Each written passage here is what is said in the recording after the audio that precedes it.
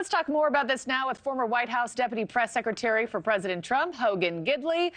Hey, Hogan, it's always good to have you on. Let's, press the rewind button for a second. Younger voters, of course, helped President Biden get elected in 2020.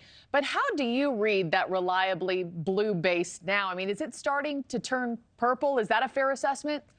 I would agree with that. I think most people are getting engaged like they never have before. A lot of groups out there, like Turning Point USA, like Daily Wire, have really done a good job to kind of bring in younger voters, educate people early on in their lives about the values of conservatism, the successes that have been proven by governing like a Republican. Those things are really starting to shift. And when you take a look at the left, and what they're doing, ignoring reality with taking positions on, men can become women and allowing men to compete in women's sports, things like that. You're seeing a repudiation of that radical ideology by many young voters. But as you know, polls also indicate that young people don't vote as reliably as those who are middle-aged or older. So the challenge, of course, is not just educating them, rallying them, but getting them out to vote. And so I think that while they are fired up, if you register to vote in the same year of an election, you're like 80% likely to go out and actually cast that ballot. So getting them registered, getting the vote is always the key. It always has been, and I think always. Yeah, we've spoken to a lot of younger voters who say that they're not even certain yet that they're going to leave the house to go vote come November. Looking ahead to this weekend and the primary in South Carolina, former President Trump now has a 23-point lead among South Carolina GOP voters. I mean, Hogan, you're from South Carolina. Why is Haley not more popular in your home state, her own home state, despite her being governor twice?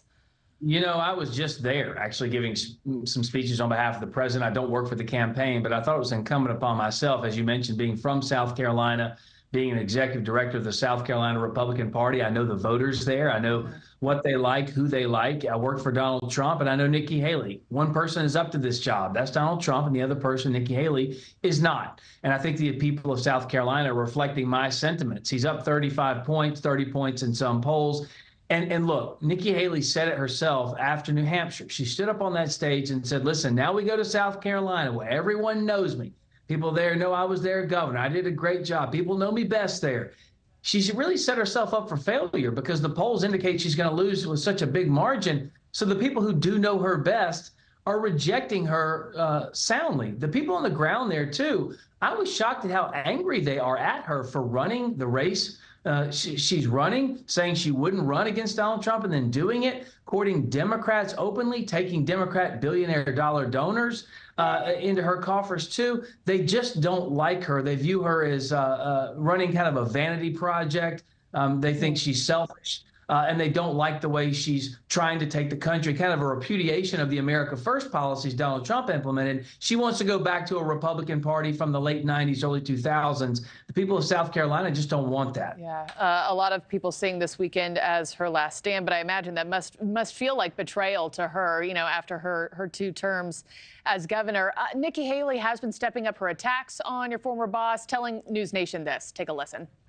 If we want to right the ship in America, we have to win. And you can't win if you put a candidate up that's unable to win the general election. We continue to live in this chaos and distraction that he puts us in. It's not slowing down. It's only going to pick up speed. Now, Hogan, I know he is your former boss, but do you see any truth to that Trump brings chaos for Republicans with his legal battles, that, in her words, that he would struggle in a general election? Is there some truth there? There's so much to unpack with that question, Markie. Look, understand, any Republican that would become the nominee, the Democrat Party will eviscerate them, go after them. The media will attack them, lie about them. Remember, Mitt Romney was the right kind of Republican until he got the nomination. Then his rallies were, quote unquote, reminiscent of the George Wallace South. McCain was the maverick. He was the right kind of Republican until he got the nomination. Then he and Sarah Palin went out on the road, and it was reminiscent of Bull Connor and the way he did things in the South. This is what the Democrats do.